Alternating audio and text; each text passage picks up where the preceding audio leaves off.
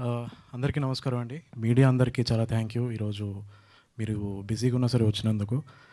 First of all 3 years gap వచ్చింది. So కొంచెం మాట్లాడడం అలవాటు తప్పింది. ఇప్పుడు ఇక్కడి నుంచి మేము ప్రమోషన్ స్టార్ట్ చేస్తున్నాం కాబట్టి మెల్లిగా అలవాటు అవుద్ది నాకు మళ్ళీ. మెయిన్గా I would like to thank. మీకు మాట్లాడడం తప్పింది అంటే మాకు అనుమానంగానే ఉంది. తెలుస్తుంది ముందు ముందు.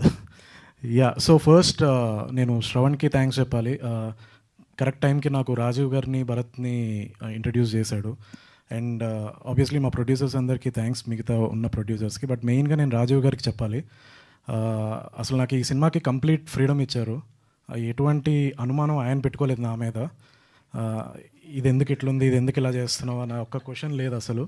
నువ్వు ఏదనుకుంటున్నావు అది చెయ్యి అన్నారు. సో నాకు ఆ ఫుల్ ఫ్రీడమ్ ఉండడం వల్ల నేను ఈ సినిమా ఇంత ఫాస్ట్గా చేయగలిగాను. I think we finished in 31 days ఈ సినిమా. వైజాగ్ అండ్ కాశ్మీర్లో షూట్ చేసాం.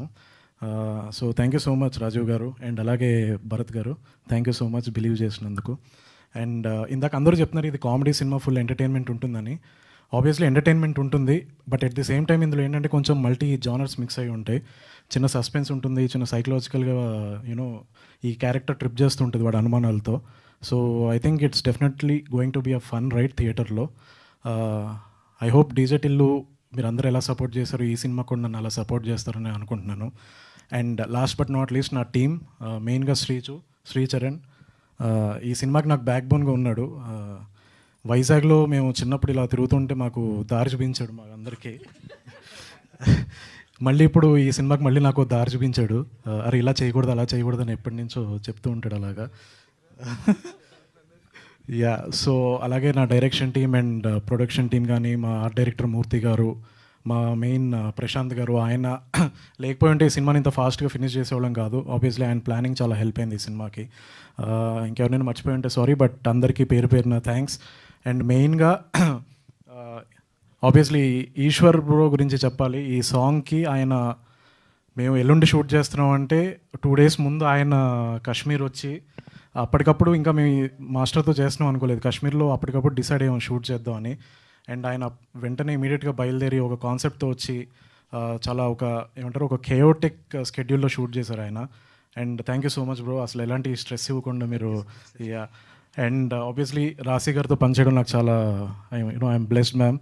నాకు మీ క్యారెక్టర్ చెప్పడానికి వచ్చినప్పుడు ఫుల్ టెన్షన్ ఉండే, అంటే మీరు ఎలాంటి క్వశ్చన్లు వేస్తారా అని ఫుల్ భయం ఉండే. So thank you so much మీరు వెంటనే ఒప్పుకున్నందుకు. అండ్ అలాగే అజయ్ గారు అండ్ బ్రహ్మాజీ గారు, డెఫినెట్గా బ్రహ్మాజీ గారు డీజీటీలో చూశారు. మా ఇద్దరి కాంబినేషన్లో ఇది ఇంకొక ఇంట్రెస్టింగ్ క్యారెక్టర్ రాబోతుంది.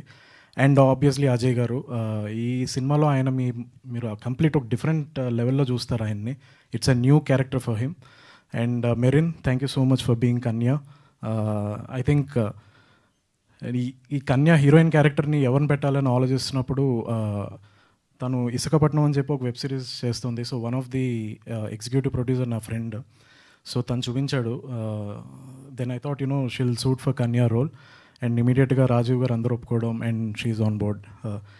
టెర్ఫిక్ పర్ఫార్మెన్స్ మెరిన్. మేము ఎడిట్ చూసాం, రాజీవ్ గారు కూడా చాలా ఇంప్రెస్ అయ్యారు పర్ఫార్మెన్స్కి. Thank you so much for being Kanya. And last but not least మా రాగ్. అసలు నేను 100% నేను చెప్తున్నాను, ఈ సినిమా వచ్చిన తర్వాత నీ గురించి అందరూ మాట్లాడుకుంటారు. ఇన్ని రోజులు ఏమైపోయావు అని చెప్పి అనుమానాలు క్రియేట్ అవుతాయి అందరికీ.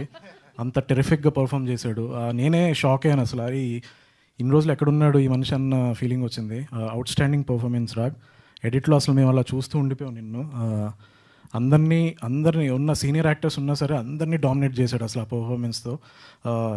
చాలా బ్రైట్ ఫ్యూచర్ ఉంది రాగ్ నీకు. ఐ హోప్ ఈ సినిమా తర్వాత నువ్వు పెద్ద స్టార్ అవుతావని నేను అనుకుంటున్నాను నేను. అండ్ ఎవరైనా మర్చిపోయి ఉంటే సారీ, నేను ఎక్కువ టైం వేస్ట్ చేయను. Thank you so much. ఇంకా ఎలాగో ఇక్కడి నుంచి ప్రమోషనల్ యాక్టివిటీస్ నడుస్తాయి కాబట్టి ఇంకా కనిపిస్తూనే ఉంటాం మేమంతా. సో ఇంకా డీటెయిల్గా ఈ సినిమా గురించి నేను చెప్తాను. ఇంకా చాలా చెప్పాల్సిన కూడా ఉన్నాయి, అసలు ఈ క్యారెక్టర్ డిజైనింగ్ ఏంటి అన్నది. థ్యాంక్ యూ సో మచ్ అందరికీ వన్స్ అగైన్ వచ్చినందుకు.